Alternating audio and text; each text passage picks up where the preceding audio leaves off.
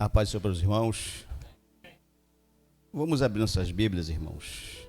O livro do profeta Malaquias, capítulo 1, versículo 5, só para nós fazermos a introdução do nosso estudo aqui essa noite. Todos acharam? Digo amém? O livro do profeta Malaquias é o último livro da Bíblia, tá, irmão? Do Velho Testamento. O Velho Testamento é o último livro. Vamos lá, irmãos. Versículo 5. Os vossos olhos o verão e direis: o Senhor é engrandecido, ainda além dos termos de Israel. Amém? Podemos sentar, irmãos. Só para fazermos uma introdução no livro de Malaquias. É um livro que é muito falado, mas somente o capítulo 3, né? E o versículo 8, que é mencionado no livro de Malaquias: roubará o seu homem a Deus? É somente esse versículo que é mencionado no livro de Malaquias. Mas Malaquias, irmãos, é um livro que foi escrito pelo próprio Malaquias, profeta Malaquias. Malaquias e Ageu faziam uma dupla para poder avivar o culto a Jeová em Jerusalém depois do exílio. Isto é, quando a primeira leva de deportados para a Babilônia retornaram para Jerusalém através de Zorobabel. Essas pessoas vieram para Jerusalém a mandado do rei Ciro, e eles retornaram para Jerusalém para novamente habitar na terra, cultivar, edificar, levantar novamente a cultura, a religiosidade. Principalmente a religiosidade foi algo muito focado pelo rei Medo-Persa, que mandou o povo retornar para Jerusalém para poder edificar novamente o templo. Foi uma das atuações do rei Medo-Persa de fazer que o templo e a cultura religiosa dos judeus fosse reerguida. Então, Malaquias, ele teve essa participação junto com o profeta Ageu para poder revigorar, fazer que o povo voltasse novamente à adoração a Jeová de uma forma consistente. O povo veio da Babilônia curado da idolatria, da rebeldia, né, de tudo aquilo que tinha feito, que tinha levado eles a cativeiro. E eles aprenderam, né? Não tem nada melhor do que uma surra, um filho rebelde, para poder ensinar a ele o que é o correto, né, irmãos? Né? Eu, quando era criança, né, meu pai, graças a Deus, nunca levantou a mão, mas minha mãe sempre me dava umas chineladas, né? Eu devo hoje o meu caráter às chineladas da minha mãe, né? Então, nada melhor do que fazer um filho rebelde reconhecer os seus erros do que um castigozinho para poder chamar ele no eixo, né, e fazer ele, né, conscientizar. Hoje nós estamos com filhos aí, né, que não pode nem chegar perto, né, mano? Nem dar um puxãozinho de orelha, que o filho mesmo, com 5 anos de idade, se fizer, com 5 anos de idade, tá? Se fizer isso, vou te denunciar para o conselho tutelar, hein? Vou te denunciar, com 5 anos de idade, eu vou te denunciar para as autoridades, hein? Então ainda tem filhos, né, irmãos? Né? Com 5 anos de idade já está reconhecendo os seus direitos, né? Então, irmãos, mas o povo de Israel veio, irmãos, já praticamente escaldado das questões já da idolatria, né? Porque eles passaram muito vexame, muita vergonha. Aonde eles estavam, eles tinham nação, eles tinham templo, eles tinham reino, tinham rei, tinha constituição, tinha riqueza, tinha, né? Todo mundo tinha terra e tinha uma religião muito bem conceituada, mas perderam tudo isso por causa da rebeldia. E eles retornaram, irmão, já bem quietinho, bem comportadinho, bonitinho, para poder novamente reerguer toda aquela situação, para que eles pudessem serem reedificados. E Ageu e Zacarias, e Malaquias, vieram junto com esse povo, também como homens de Deus, como profeta, para poder estimular, instigar este povo a fazer aquilo que era correto diante de Deus. Mas o povo, irmão, continuou sendo rebelde, continua ainda nas mesmas situações, né? O povo entrou na terra, é aquela pessoa que quando está na prova, né? Está pedindo a Deus, Senhor, eu estou na prova, preciso ser abençoado. Aí Deus dá a bênção, né, Judeu? Aí esquece tudo que passou na prova, né?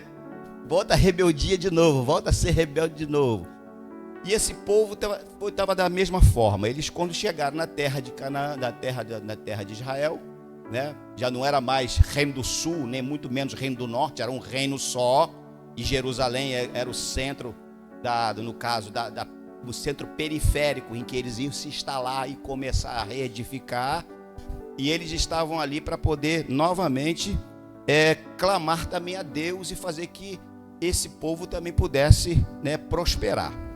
Zacarias e Malaquias e Ageu começou a profetizar para este povo, estimulando o povo, fazendo o povo buscar a Deus, porque o povo, depois que estava na bênção, começaram a se desvirtuar. Ao invés de fazer as coisas corretas, começaram a fazer as coisas erradas de novo. Começaram a esquecer das coisas de Deus. Começaram a trazer sacrifícios para a casa do Senhor. Ao invés de sacrifício bom, traziam sacrifícios defeituosos. É para a igreja, é para o templo. Aí começaram a trazer animais defeituosos. Começaram a não dar importância para os cultos. Começaram a desprezar os cultos, isso é, abandonando o culto, fazendo que a casa do Senhor não tivesse nenhum mantimento, porque a primeira leva que veio, elas vieram com o intuito de edificar a cidade e depois edificar Jerusalém. De edificar o templo, através de Esdras, que começou a edificar. 63 anos depois que essa primeira leva chegou, 63 anos, Esdras começou a levantar o templo. Esse templo foi erguido durante 50 anos. E durante 50 anos esse templo foi erguido, né, por causa de desprezo, por causa de negligência. E o profeta Malaquias e Ageu incentivando o povo: vamos construir, vamos fazer essa casa, porque a glória dessa casa vai ser melhor do que a da primeira. E começou a incentivar o povo começou a fazer as coisas. Muito bem, irmãos. E mediante essa situação, nós vemos que esse povo ele começou a interrogar a si mesmo concernente às questões espirituais. Uma das coisas que esse povo começou a citar está no versículo 2. O próprio Deus começou a mostrar para eles por que ele amava ao povo de Israel. E eles começaram a dizer assim: não, Deus nos esqueceu, Deus não nos ama, Deus não tem amor por nós, então Deus nos esqueceu. Vamos lá, no versículo 2 do capítulo de Malaquias, diz assim: eu vos amei, diz o Senhor, mas vós dizeis. Mantenha a sua Bíblia aberta, irmãos, acompanhando. Versículo 2. Eu vos amei, mas vós dizeis: em que nos amaste? Essa era a pergunta que Israel fazia para Deus. Aí Deus costuma falar: não foi Esaú irmão de Jacó? Deus começou a mostrar para eles através da escolha que foi feita entre Esaú e Jacó. Esaú e Jacó, tanto um quanto o outro, né? Tanto Jacó quanto Esaú, todos os dois foram para cativeiro, através das suas famílias. Jacó, através de Israel, né, e de Judá, foi para cativeiro. E Esaú, através do povo de Edom, também foi para cativeiro. Foram também dominados pelos babilônios, foram domados e também levados em cativeiro. Mas qual foi o povo que retornou para Jerusalém? Foi os edomitas ou foi os israelitas? Quem? Quem, Mamorzão? Os israelitas. Essa forma de Deus trazer o povo novamente para Israel foi para mostrar para eles: olha só, era Esaú e Jacó. Para quem era a bênção? Era para Esaú ou era para Jacó? Era para quem? Era para Jacó? Era para quem, pastor?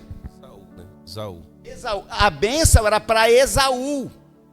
Mas Jacó, através do conselho da mãe, ganhou a bênção do primogênito. Porque o primogênito desprezou a bênção do pai, levou as coisas do pai na base da brincadeira, na base, né, não teve seriedade naquilo que ele queria, não levou a sério, muito bem, e perdeu a bênção, como também Rubens. A Bíblia diz que Rubens era o primogênito de Jacó, mas por causa vamos dizer, de rebeldia e até de atenção e de desconsiderar o pai, ele perdeu o direito de primogenitura. Então a Bíblia diz, o próprio Deus começou aqui, mas quem era vocês? Quem era Esaú? Os dois eram irmãos. Esaú tinha direito de primogenitura, mas eu escolhi quem? Escolhi Jacó. A escolha de Deus está aí. Então Deus mostrou, quem voltou do cativeiro? Esaú ou Jacó? Quem voltou do cativeiro? Esaú ou Jacó? Jacó voltou do cativeiro. E Esaú? O que aconteceu com o povo de Esaú, com os edomitas? O que aconteceu, irmãos? Desapareceram. É isso, pastor Felipe? Desapareceram. Sumiram do mapa. Não se vê mais. Hoje está lá, né, uns monumentos, né, pastor Paulo? Os monumentos lá em Petra. Alguém já viu a figura, né? Casas feitas de pedras, né? Templos feitos de pedras, feitos pelos edomitas, que eles moravam em cavernas, né? Foi a sentença que Jacó, que Isaac deu para Esaú, morar nas rochas. E ele tinha essas construções lá, mas desapareceram. Até hoje não existe mais a descendência de Esaú, mas a descendência de Jacó. Aí o próprio Deus começou a mostrar para eles: todavia eu amei a Jacó. Irmãos, quando Deus tem um plano com alguém, quando Deus ele planeja resgatar alguém, não tem força maligna que venha tirar você das mãos de Deus. Quantos estão aqui para glorificar o nome desse Deus? Então começou, irmãos, dentro dessa situação. Eu escolhi Jacó. Isso foi a questão da seleção, o processo seletivo de Deus. Aí isso está falando lá em Romanos, capítulo 9, né? Romanos, o apóstolo Paulo, ele fala essa analogia, no capítulo 9 de Romanos, ele fala essa analogia sobre o plano de salvação de Deus através dessa escolha. Porque prove a Deus escolher Jacó e não Esaú. E assim Deus fez. Portanto, ele rejeitou Esaú pela sua desobediência. E Jacó não foi diferente dentro do plano da salvação. Não foi diferente, porque Deus rejeitou nesse período Jacó e escolheu quem? Quem? Esaú? Não. Na porta da graça. Jacó foi desprezado. Foi deixado de lado. Quem foi escolhido agora? Os gentios. E quem são os gentios? Levante sua mão assim, ó. Dentro desse processo seletivo da graça, Jacó foi deixado de lado. E quem foi escolhido agora? O povo gentil, que foi alcançado pela graça de Deus, através da morte de Jesus Cristo, através do seu sangue, que aprove nos salvar e fazer-nos chamar, também sermos chamados filhos de Deus. Amém?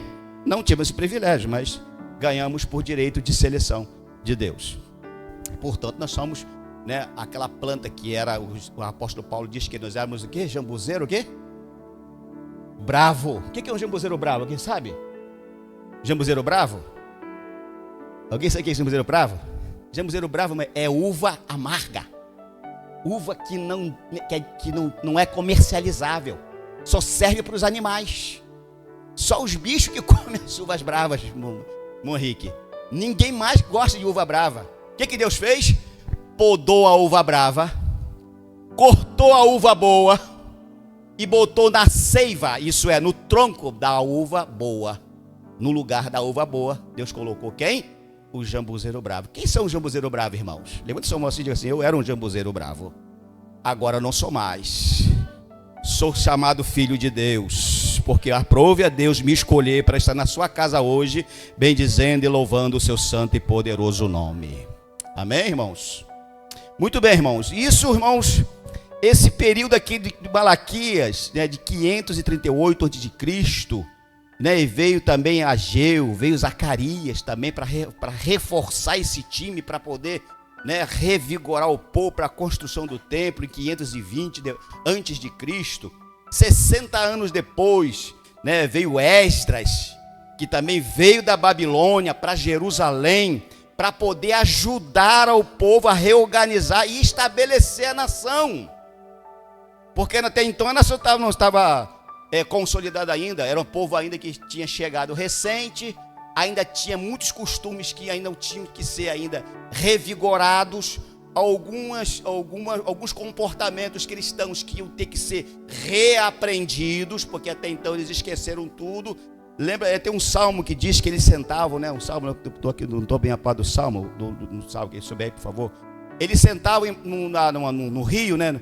No rio da Babilônia, com as suas harpas no salgueiro, mas penduravam as harpas porque era muito triste, e a lamentação deles, eles não penduravam as harpas no salgueiro, e os babilônios diziam assim: canta-nos, canta para nós alguma melodia de Sião.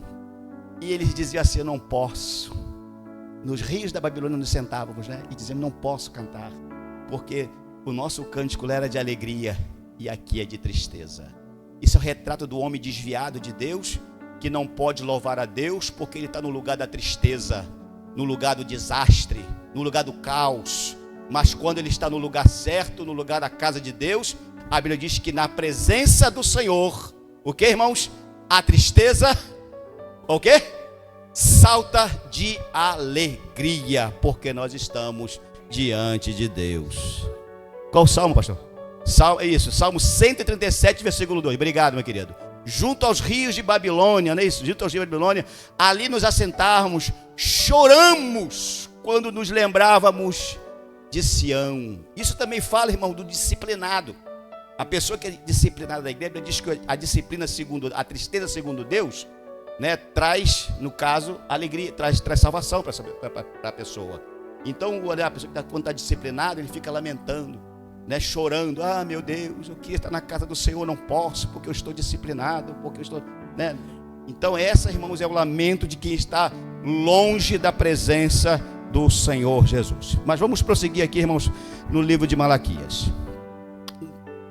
Malaquias, irmãos, ele tinha voltado, né, junto com esse povo, para poder fazer esse povo revigorar. Então, Esdras tinha também essa função. Então, o livro de Esdras e Neemias está coladinho, né? Está ali junto, né, com as mesmas atuações do livro de Malaquias e no livro de Ageu.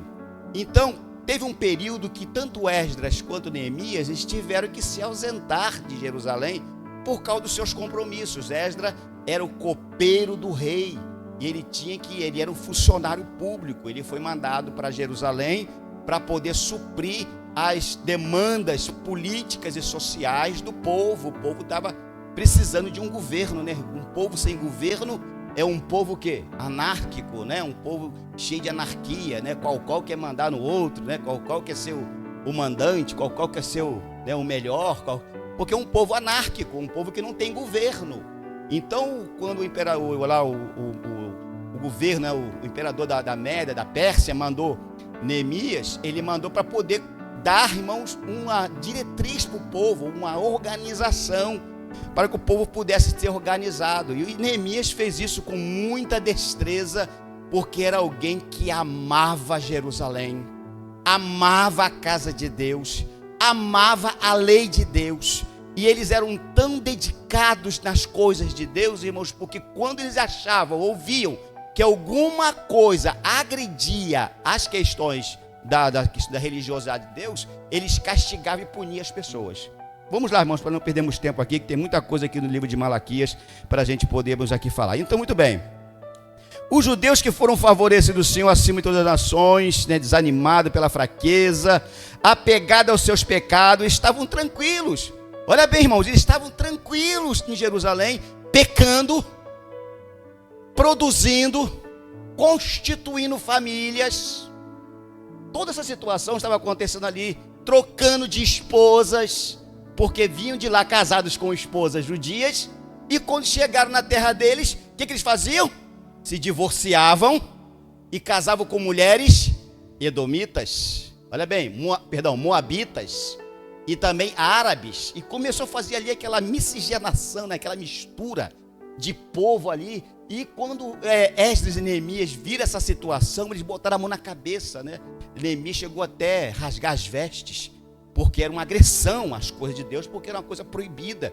E eles estavam entrando na casa do Senhor de uma forma totalmente desvirtuosa e agressiva dentro dessa situação, porque eles estavam exigindo que os sacerdotes aceitassem isso. Isso foi tão, irmão, contundente entre o povo, que a própria cúpula sacerdotal aderiu também a isso, aceitou e começou também a participar desse tipo de coisa. Os sacerdotes começaram também a participar, começaram também a aceitar isso, e não, venha, né, venha como estás, aquela situação, venha como estás, mas Deus estava o que, irmãos? Reprovando essa ação, porque se existe, irmãos, alguma coisa organizada, essa organização ela vem de Deus. Deus, ele não permite que a sua casa viva desorganizada. E se tem povo, irmãos, organizado, é o povo de Deus, quando obedece a palavra de Deus. Amém? Quando Israel saiu do Egito, saiu um povo todo desorganizado, todo rebelde, todo choroso, né, assim, de reclamações. Mas quando chegou no Monte Sinai, o que Deus fez? Opa, vamos lá, tribo de um lado, tribo do outro, 3 tribos da frente, 3 tribos atrás, 3 tribos no leste, 3 tribos no oeste, o tabernáculo no meio, porque eu quero ficar no meio de vocês. Então essa organização, irmãos, provém de Deus. Então, se quer fazer alguma coisa boa para agradar o Senhor, seja organizado na casa do Senhor. Amém? Muito bem, irmãos. No capítulo 1, no versículo 2 e 3, que é citado, que eu falei aqui, que é citado em Romanos capítulo 13, tem essa referência da escolha de Deus por Jacó ao invés de Esaú, que está lá em Gênesis 25, 22 e 34. Malaquias emprega a linguagem com referência às duas nações que surgiram de Jacó e Esaú, e os israelitas e os edomitas. Ambos foram destruídos e levados para a Babilônia, mas Israel foi o que, irmãos? Restaurado. E até hoje existe Israel. Israel está lá, como nação constituída. Em 68 foi decretada a independência do Estado de Israel. Está lá, né, nessa questão toda aí, mas isso aí é cumprimento da palavra de Deus para que o anticristo venha se manifestar, tá, irmãos? Mas Israel está até hoje, irmãos, como nação. Quais das nações antigas existe hoje? A Grécia existe hoje, com aquele apogeu todo? Roma existe hoje com aquele apogeu todo? A Medo-Pérsia existe, os curdos, por exemplo, eles são medos e persas. Eles têm nação hoje? Nem nação os curdos têm. Então, olha bem, irmãos, mas qual é a nação hoje que está em vigor, que está no texto bíblico? Apenas o quê? Israel. Por quê, irmãos? Porque as mãos de Deus está para preservar aquilo que ele escolhe. Portanto, lembra-se aquilo que Deus falou para Jeremias. O que vês, Jeremias? Ele diz assim: eu vejo uma vara de amendoeira. E ele diz: viste bem, porque eu velo pela minha palavra para cumprir. Amém, irmãos? E o que Deus falou de Israel está levando até e vai levar até o milênio. Isso aí, irmãos, é irrevogável, porque é texto bíblico profetizado pelos profetas, dado pelo próprio Deus. Muito bem. E eles estavam, irmão, no capítulo 1 aqui, eles estavam começando a fazer oferendas a Deus com animais enfermos, porque o templo agora estava começando a se erguer, né? A liturgia religiosa estava começando agora a funcionar. E o que estava acontecendo? Eles estavam começando a trazer, no capítulo de Malaquias, no capítulo 1, eles começaram a trazer animais defeituosos, os quais eles não ofereciam para o governador. Olha bem, irmãos, isso aqui, irmãos, é tão risonho isso, Porque ele estava oferecendo algo que nem o governador queria. Mas não é questão de o governador não querer, não. Olha bem, no versículo 8, vamos lá, 1 e 8. Versículo 1 e 8. Diz assim, ó. Quem pode ler rapidamente, irmãos? Versículo 1 e 8. Rapidamente, irmãos, para não perder muito tempo. Vamos acelerar aqui. Versículo 1 e 8. Quem achou rapidamente, irmãos?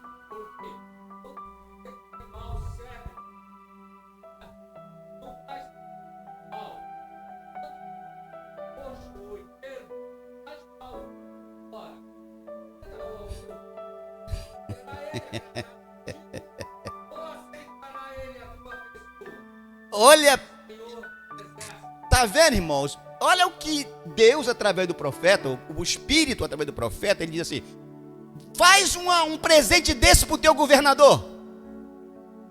Mostra para ele isso, se ele vai se agradar de você. Vai lá, leva lá um presente lá chulo lá pro prefeito, para ver se ele vai aceitar. É? O que isso quer dizer para nós, irmãos? Lembra de Davi, quando ele foi oferecer, irmãos, lá o sacrifício, lá na ilha de Araúna, quando Araúna falou assim: não, rei, pode pegar tudo que você quiser aí, é teu, você é o rei, você manda e desmanda, isso aqui tudo pertence ao reino. Aí o que Davi disse? Não, eu não quero oferecer para o meu Deus sacrifício que não tenha nenhum tipo de valor. Tá vendo, irmãos? Aí Malaquias diz assim, ó: vocês estão trazendo para a casa de Deus. Olha bem, irmãos, isso ia ter um apelo. Eu via muitos pastores falar: irmãos, não traga oferta com dinheiro rasgado. Era isso? Eu ouvi muito antigamente, pastores. É o que, pastor? Nem o comércio aceita, né? Nem comércio aceita. O próprio Deus, irmãos, estava dizendo para isso para eles. E mais, lá no livro de Êxodo, no capítulo 20, Deus começa dizendo, irmãos, as diretrizes de Deus. As primeiras coisas que Deus estava falando: não quero oferta de prostituição, não quero oferta de roubo. Entenderam, irmãos, que isso é importante na casa do Senhor Jesus Cristo. Porque às vezes, irmãos, alguém tem alguma coisa a falar sobre isso aí? Alguém? Não?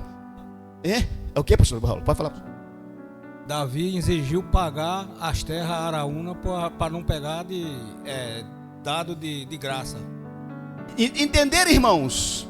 Então, irmãos, Deus não permitiu isso. Lá no início do capítulo 20 do Êxodo, Deus foi dando as diretrizes, né, do 10º mandamento para Moisés. Deus decretou: não quero no meu tabernáculo oferta de prostituição, oferta de roubo na minha casa. Não vou aceitar. E às vezes a gente aceita, né, irmãos?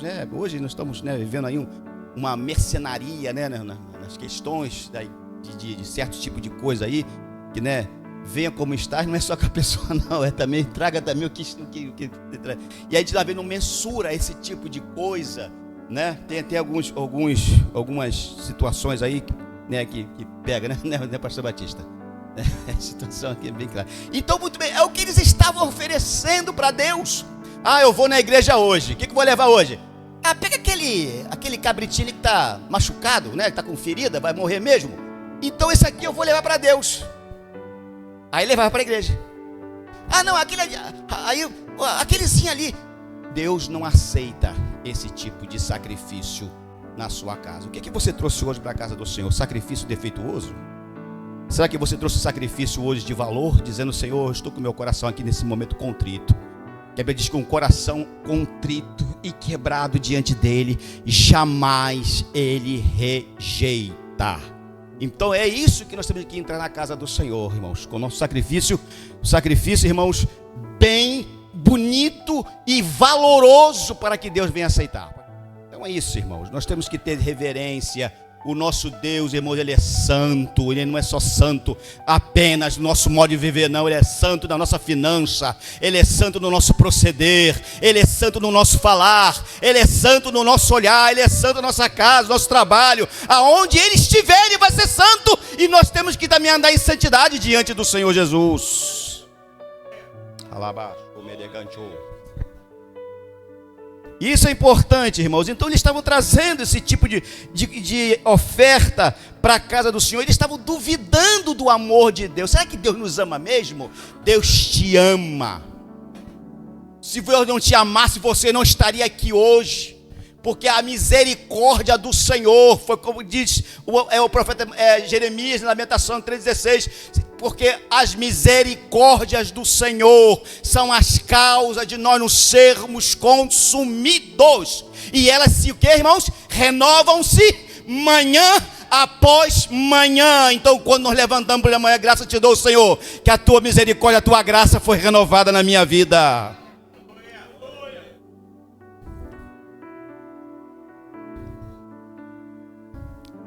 Isso, irmãos, é uma coisa muito importante, porque esses sacerdotes estavam aceitando isso. Esses sacerdotes aqui estavam aceitando isso. A Bíblia diz que os obreiros da casa do Senhor estavam aceitando isso, pastor. E é uma coisa que a gente tem que mensurar isso. Não, peraí, calma aí, não é assim não. Vamos organizar esse negócio aí. Mas eles estavam aceitando a mesma forma que os filhos de Eli estavam se comportando. No livro de 1 Samuel, capítulo 2, 15 a 17, os filhos de Eli, eles não tinham nenhum apreço pelo sacrifício do Senhor. A Bíblia diz que os filhos de Eli, eles esperavam as pessoas passarem com o sacrifício. Por quê, irmãos? Uma parte do sacrifício, obrigado, pastor. Uma parte do sacrifício era dada para ser queimada no altar e tinha que virar cinza. Mas conforme o sacrifício, uma outra parte era dada para o sacerdote, porque serviria para a alimentação dele. O peito, o peito do cabrito era do sacerdote. A coxa direita era do sacerdote. Então, meu Deus do céu, quando o camarada chegava com aquela oferta para fazer aquele sacrifício, hoje vai ter churrasco, né, irmão? Hoje vai ter carne assada, peito de cabrito, ou então de ovelha, que é uma coisa. Quem já comeu que peito de ovelha, irmão? Carne de peito de ovelha. Quem já comeu? Uma coisa deliciosa, né, Marquinhos? Uma deliciosa, né, Marquinhos? A costeleta. Então, irmãos, isso era a alimentação dos sacerdotes. Mas o que acontecia naquele era somente isto. Mas a Bíblia diz que os filhos de Eli não tinham nenhum tipo de consideração para isto. Sabe o que eles faziam? Quando a pessoa passava com o sacrifício, já o moço levar, pega o garfo aí e vai lá. Aí já ia lá. Chegava lá, quando estava na panela para poder já assar, o rapaz pegava com o garfo na mão assim, ó. Aí ele falou, bota o garfo aí, fisga o que tiver aí, traz para mim. E o rapaz chegava lá e fisgava a melhor parte da carne e levava para os filhos de Eli comer. E eles desprezavam com isso. O que aconteceu com esses sacerdotes? É o que, irmãos? Deus matou. Deus, não brinca com Deus não, tá, irmãos? Eu gostei aqui da pregação aqui do Israel aqui domingo. Não brinca com o nosso Deus não. Nosso Deus é fogo consumidor, Ele é sério nas coisas. Ele tolera os nossos pecados por causa do nosso Senhor Jesus Cristo. Mas quando, irmãos, a justiça vem, não importa o que você plantou. Se foi feijão, você vai colher feijão. Se for milho, você vai colher milho. Não importa o que você plantou, você vai colher. E com a autorização de Deus, tá, irmãos? Ele tem os seus agentes para poder mandar e fazer o que lhe apraz mandar fazer, porque Ele é o dono de todas as coisas e tudo pertence a Ele. Muito bem, irmãos. Então eles estavam, irmão, dentro dessa questão da injustiça, praticando injustiça na casa do Senhor concernente aos sacrifícios. E aqui no capítulo 1, o profeta está mostrando que eles estavam negligenciando isto. Negligenciando, irmãos, o melhor do culto. O que é o melhor do culto? O melhor do culto é contar a pregação? O melhor do culto, irmãos, o melhor do culto, irmãos, é quando nós estamos o quê? Sabe o quê?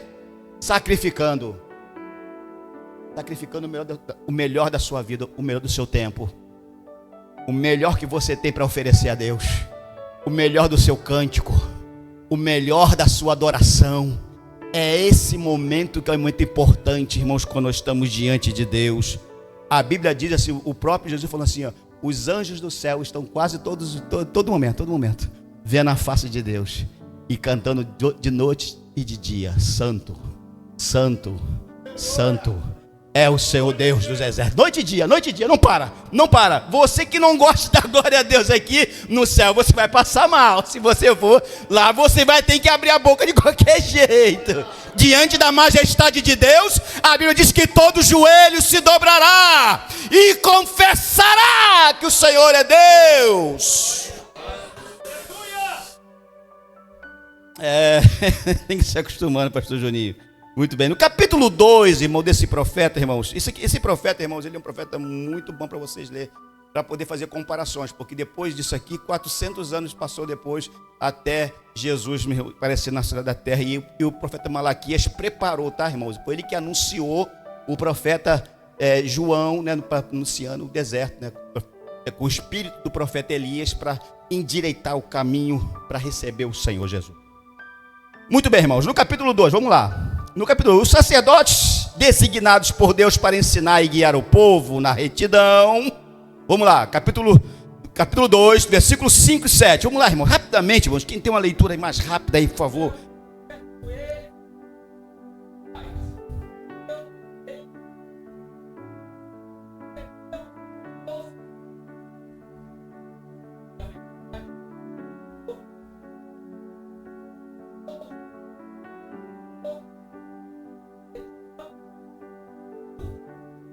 Sete.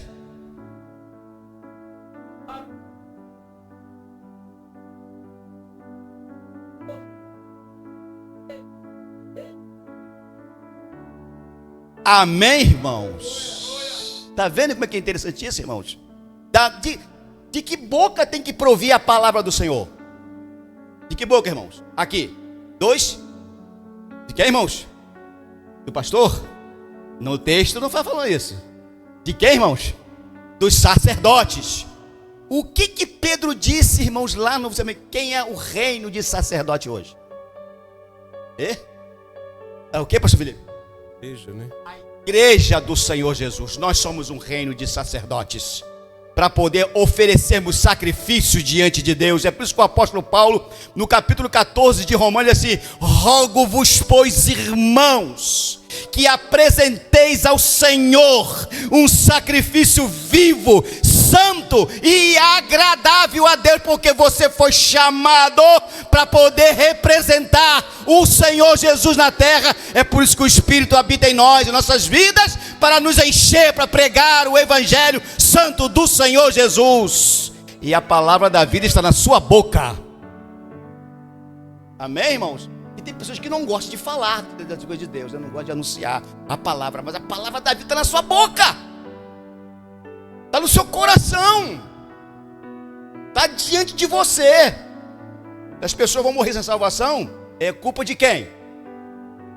Minha, nossa. Nem isso, pastor Léo? Nem isso, irmãos? Nossa. Nós somos isso. Fala, pastor, pode falar. Mensageiros do Senhor dos Exércitos. Senhor dos Exércitos. Quem aqui, irmão, é soldado de Cristo? Levante sua mão e diga amém. Muito bem, irmãos. Eram responsáveis por aquela situação deplorável. Eles estavam responsáveis. Porque a questão essencial da palavra da vida, da palavra da correção, da palavra da organização, da palavra da disciplina, da palavra da edificação, da palavra da construção, estava na boca desses sacerdotes. Eles tinham poder para poder parar esse tipo de coisa, mas eles estavam o quê, pastor Mariozan? Negligenciando, não estavam parando, não estavam fazendo que isso pudesse acontecer. Portanto, houve a repreensão no capítulo 2, pois os lábios do sacerdote devem guardar o conhecimento. Está vendo, irmãos, como é que é importante isso? Como é que a representação nossa aqui na terra, enquanto nós estivermos com vida, enquanto você está com vida, você tem que ter, irmãos, em mente que a responsabilidade de anunciar as boas novas de salvação está em você. Você faz parte do reino sacerdotal de Deus. Isso foi falado no capítulo 19 do Êxodo para Israel. Vocês serão o meu reino de sacerdotes. Será nação santa, povo que eu vou agir no meio, e eu vou fazer coisas tremendas no meio de vocês, Mas eles perderam isto. Eles pecaram. Foram tão, irmãos, ignorantes nessa situação que perderam todos os tipos de privilégio que Deus colocou nas mãos deles. Mas Deus colocou na igreja. Por isso que Jesus disse para os seus discípulos: eu vos dou poder para pisar em cima de escorpiões, de serpentes, e se beberdes alguma coisa mortífera, não vos fará dano nenhum. Esse poder agora está com vocês, está conosco, de fazermos essas proezas, fazermos todo esse trabalho no nome do Senhor Jesus. Era isso, irmãos, que o profeta estava aqui dizendo aqui. Mas o sacerdote estava negligenciando. Vamos lá. Há ideias levianas acerca do casamento. Ideias levianas acerca do casamento. Olha a consideração pelo casamento que eles estavam tendo. Versículo 10 e 16 do capítulo 2. Rapidamente, irmãos, quem achou, para poder ter aqui uma noção aqui. Capítulo 2, versículo 10 e 16. A negligência do casamento. Quem rapidamente, irmãos? Não temos nós todos o mesmo Pai? Não nos criou um mesmo Deus? Por que agimos aleviosamente cada um contra seu irmão, profanando a aliança de nossos pais? 11 até 16. Judá foi desleal e abominação se cometeu em Israel e em Jerusalém, porque Judá profanou a santidade do Senhor, e a qual ele ama, se casou com a filha de Deus estranho. O Senhor destruirá das tendas de Jacó o homem que fizer isto, o que vela e o que o Senhor responde, o que apresenta oferta ao Senhor dos exércitos. Também fazeis esta segunda coisa: cobris o altar do Senhor de lágrimas, com choros e com gemidos, de sorte que ele não olha mais para a oferta, nem a aceitará com prazer de vossa mão. Meu Deus. E dizeis por quê? Porque o Senhor foi testemunha entre ti e a mulher da tua mocidade, contra a qual ele foste desleal, sendo ela tua companheira e a mulher do teu convênio. Olha bem. E não fez ele somente um, sobejando-lhe espírito. Olha bem. E por que somente este um? Ele buscava uma semente de Deus. Portanto, guardai-vos em vosso espírito, e contra a mulher de vossa mocidade nenhum seja desleal. Porque o Senhor Deus de Israel diz que odeia o repúdio, aquele que encobre a violência com suas vestes, diz o Senhor dos exércitos. Portanto, guardai-vos em vosso irmãos? espírito. Olha e bem. Não seja desleal. E não? Amém, irmãos? Que voz do profeta fortíssima, irmãos. Que ímpeto do profeta em revelar isso, pastor Maruzá. Em dizer isso para o povo, porque os sacerdotes estavam aceitando, sabe o que, irmãos? Adultério na igreja. Infidelidade na igreja. E estava aceitando esse tipo de coisa. O camarada estava deixando a sua esposa por coisas banais. Estava trocando. Não, minha esposa já ficou um pouquinho já obsoleta, né? Já passou da validade, então eu vou trocar aqui, vou pegar uma mais nova aqui. Era isso que estava acontecendo. Isso, evangelista Lins, estava acontecendo até mesmo com os sacerdotes. Isso estava caindo, irmãos, na graça deles. Estava virando moda. Aí o que Deus fez? Olha bem, Deus manda o profeta clamar. Porque quando Deus clama, irmãos, é porque Deus quer avivar a sua obra. Deus quer começar a movimentar as águas. Deus quer começar a movimentar a igreja. Sabe por quê, irmãos? Deus tem pressa de fazer a sua obra crescer. Tem pressa de que as pessoas venham alcançar a salvação. E poucas pessoas passem para a eternidade sem ouvir o nome do Senhor Jesus. Mas que isso só acontece, irmãos, quando nós estamos em sinceridade com Deus e não aceitamos trocar o nosso Jesus por coisas de bacatelas. Porque isso aqui estava mostrando, irmãos, uma infidelidade. Dois tipos de infidelidade aqui. Primeiro, a infidelidade de Israel com a idolatria, porque eles abandonaram ao Senhor Jesus e abraçaram a idolatria. E segundo, as pessoas que estavam aderindo às mesmas questões, aos mesmos comportamentos, em aceitando, tirando, deixando o seu estado natural de casal, de marido e mulher, e abandonando sua casa para poder viver um estado amasiado e querendo dizer que está tudo bem na casa do Senhor. Não está, não. É por isso que hoje nós estamos vivendo uma situação aí, irmãos, que muitos casais estão abandonando os seus maridos, a esposa abandonando seus maridos, né, caindo no adultério, homens deixando suas esposas caindo no adultério, e por bagatela, por coisas banais, porque o diabo tem cegado a mente de muitas pessoas para isto.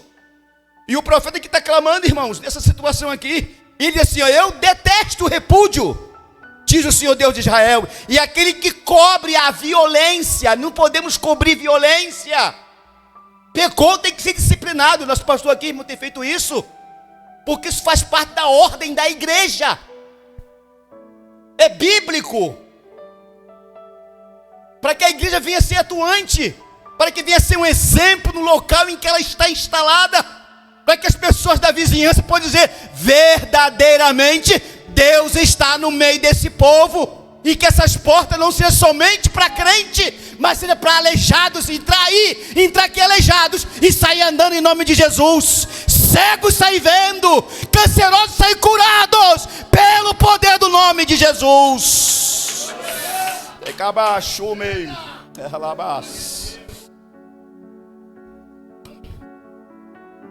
E mais, eles estavam trocando as suas esposas naturais israelitas por mulheres pagãs. E as mulheres pagãs, ela foi proibida por Israel. O próprio Deus advertiu Israel: não case com mulheres estranhas, não dê os seus filhos a mulheres estranhas. Por quê? Elas vão desvirtuar os seus filhos, eles não vão resistir. E hoje nós estamos vendo, né, uma situação, a gente até banaliza um pouquinho, né, porque o homem é muito mais levado pela mulher do que a mulher para o homem, né? Mas é essa situação, irmãos. Então esse era um cuidado que tinha na casa do Senhor Jesus Cristo. Eu, logo meu pai e minha mãe, no meu lar, nós tínhamos, sempre o meu pai, ele pegava a gente lá em casa, lá, né? Ele não era severo, não era ignorante, mas ele dizia assim: olha só, casamento aqui em casa tem que ser com moça crente, tá? Minhas irmãs também, mesma coisa.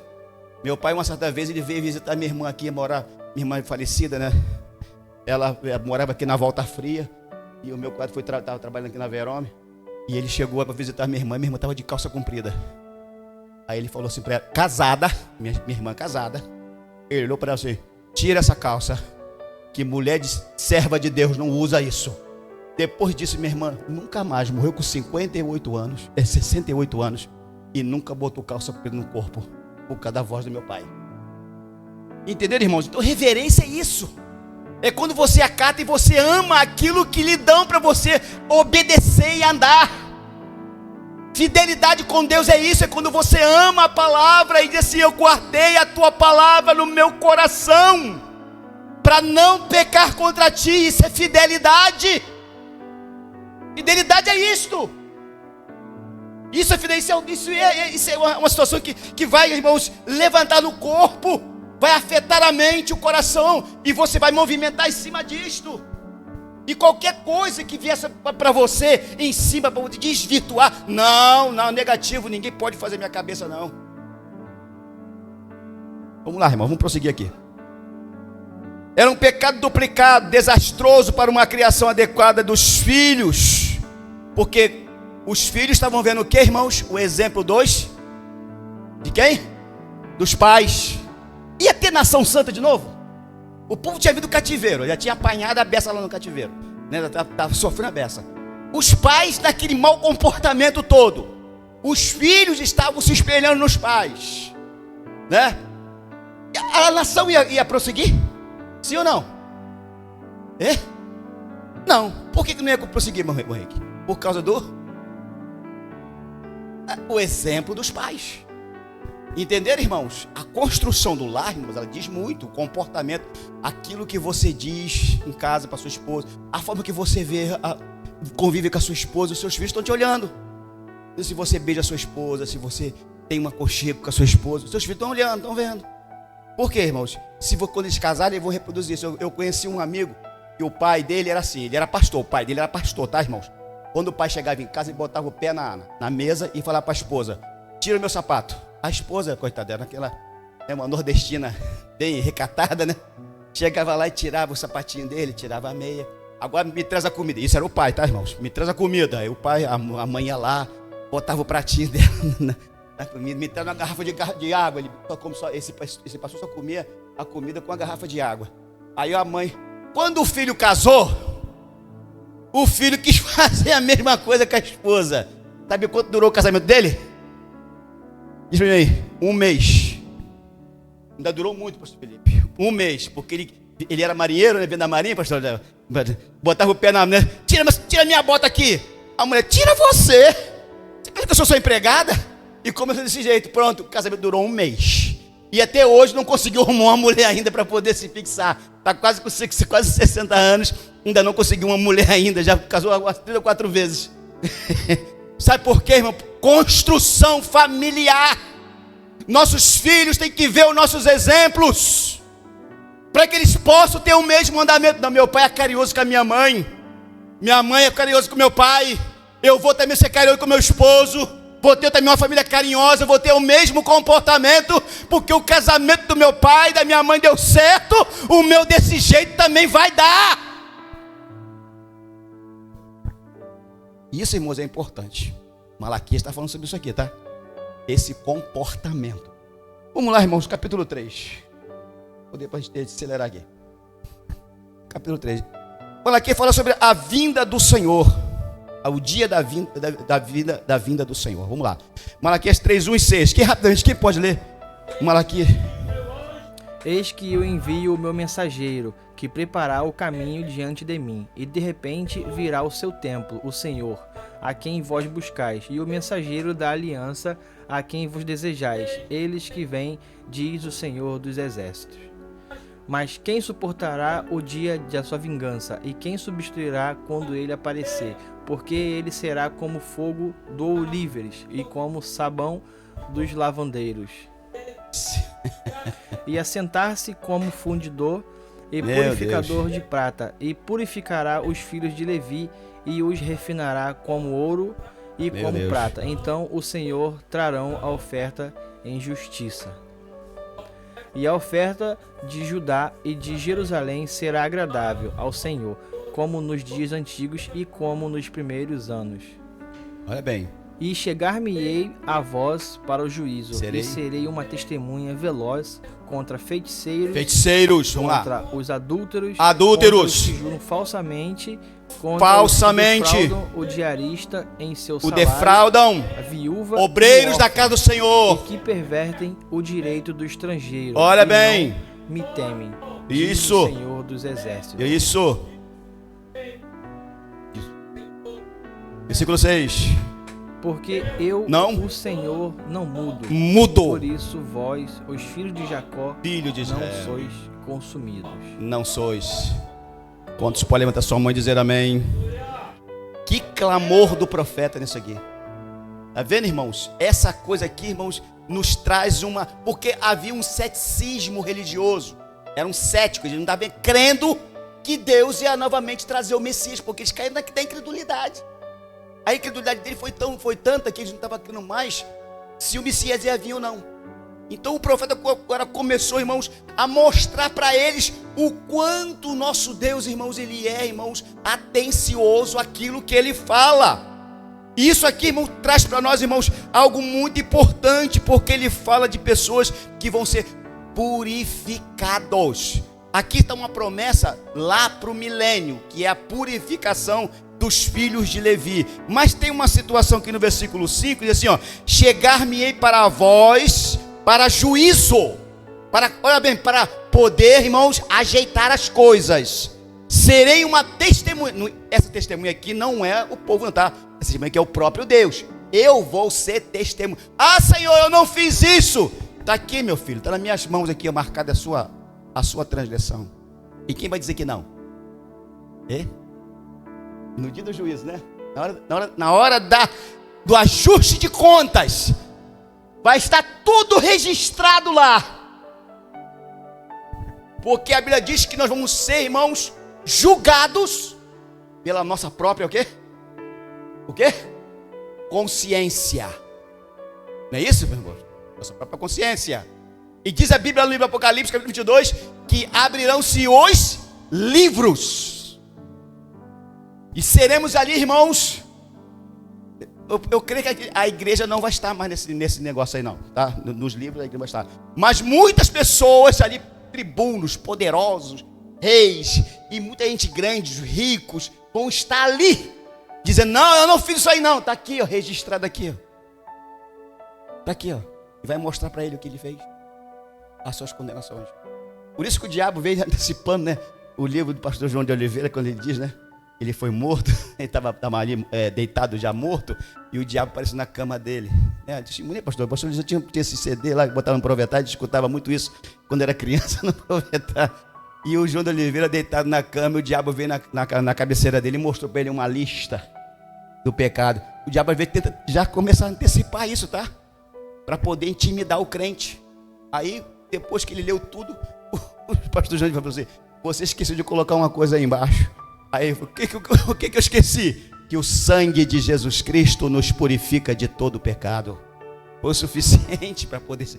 Então, irmãos, mas aqui está dizendo aqui, ó, aqueles que defraudam o trabalhador. Sabe o que é defraudar aqui o trabalhador? É aqueles que defamam os obreiros da casa do Senhor. Defama pastores. Defama o pastor presidente. Defama o pastor vice-presidente. Defama o presbítero, defama o diácono, e a Bíblia diz que não aceiteis. O próprio foi o apóstolo Paulo que escreveu, sim, o apóstolo Paulo diz, não aceiteis condenação nenhuma contra o obreiro da casa do Senhor, a não ser por uma, por duas ou três testemunhas. E tem pessoa que logo na primeira pancada está defamando o pastor, está defamando o obreiro, está defamando o irmão ou a irmã. Entenderam, irmãos? Deus vai vir com juízo. Com juízo daqui, ó. Eu vou ser testemunha veloz contra vocês. Porque eles estavam defamando. Eles estavam defamando. Muito bem, irmãos. É isso que o profeta Malaquias começa a fazer muito essa situação aqui. Vamos lá. E eles estavam, irmão, dentro da situação, virando as costas para Deus. Fazendo as coisas serem distorcidas. O culto foi bom? Não, o culto foi bom, não. Por que não foi bom? Eu não gostei da mensagem. Mas o culto foi para você? Não gostei, não. O cara, rapaz, cantou mal, né? A administração foi essa, foi aqui. Mas o culto foi para você? O culto foi para quem? Foi para quem? A Ele toda a honra, toda a glória e todo o louvor. Outros podem dizer amém? Graças a Deus. Vamos lá, vamos prosseguir para a gente poder perder muito tempo. No capítulo 3, ainda, versículo 7 e 12. Agora vem sobre os dízimos. Vamos lá. Pode ler, pastor Morrique. Desde os dias de vossos pais vos desviastes dos meus estatutos, e não os guardastes. Tornai-vos para mim, e eu me tornarei para vós, diz o Senhor dos Exércitos. Mas vós dizeis, em que havemos de tornar? Roubará o homem a Deus? Todavia vós me roubais, e dizeis, em que te roubamos? Nos dízimos e nas ofertas. Com maldição sois amaldiçoados, porque a mim me roubais, sim, toda esta nação. Trazei todos os dízimos à casa do tesouro, para que haja mantimentos na minha casa, e depois farei prova de mim nisto, diz o Senhor dos Exércitos. Se eu não vos abrir as janelas do céu e não derramar sobre vós uma bênção tal que não haja lugar suficiente para recolherdes. E por causa de vós repreenderei o devorador, e ele não destruirá os frutos da vossa terra, e a vossa vide no campo não será estéril, diz o Senhor dos Exércitos. E todas as nações vos chamarão bem-aventurados, porque vos sereis uma terra deleitosa, diz o Senhor dos Exércitos. As vossas palavras foram agressivas para mim, diz o Senhor, mas vos dizeis que temos falado contra ti. Vós Olha bem, tendes dito, inútil é servir a Deus, Meu Deus. que nos aproveita termos cuidados em guardar os seus preceitos e em andar de luto diante Olha do só, Senhor irmãos. dos Exércitos? Ora, pois, nós reputamos por bem-aventurados os soberbos, também os que cometem impiedades são edificados. Sim, eles tentam a Deus e escapam. Então aqueles que temeram ao Senhor falaram frequentemente um ao outro, e o Senhor atendeu e ouviu. E um memorial foi escrito diante dele, para os que temeram Olha bem, o irmãos. Senhor Olha e bem o para memorial. os que se lembraram do seu nome. Olha bem. Amém, irmãos? Olha o memorial de Deus. Olha a questão aqui do dízimo. Entendeu, irmão? Eu não vou entrar nesse detalhe não, que tem muita coisa para falar aqui, né? E minhas horas já se foram, tá, irmãos? O pastor, o presidente aqui, vai tomar aqui a situação aqui. Então, assim, é algo, irmão, muito importante para nós. O livro de Malaquias, ele nos traz essas lições muito importantes para que possamos ter, irmãos, um controle em nossas vidas espirituais, uma vida de santidade de Deus, uma vida que busque ao Senhor Jesus Cristo, porque aqui o profeta, ele estava, irmãos, nesse cenário, fazendo a propagação da anunciação do aparecimento também do Senhor Jesus, que pareceria depois 400 anos depois. Para isso, ele veio preparando o povo, para que o povo pudesse ter, irmãos, uma vida de santidade diante de Deus. Amém, irmãos? Minhas horas se foram. Agradeço a oportunidade em nome de Jesus, pastor.